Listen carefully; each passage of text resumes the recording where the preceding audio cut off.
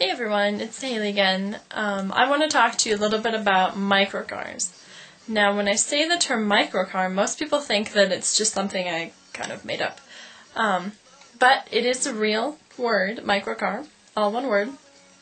And a microcar is the kind of vehicle that often has 3 wheels, generally less than 3 meters in length, and has an internal volume of about 85 cubic feet or so.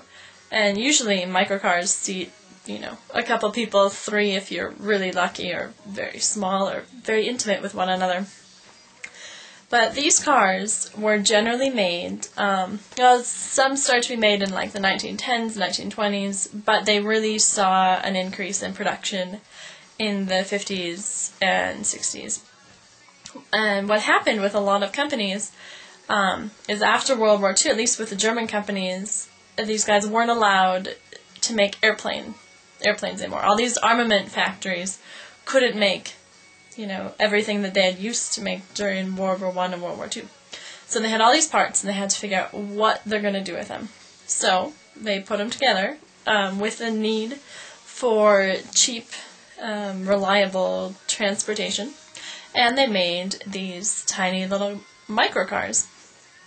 And they were pretty popular, especially in Russia and in Eastern Europe, but in Germany too. And they were made by manufacturers from all over the world, and I'm going to kind of go into, pick apart each brand later on to help us understand what these little cars are all about.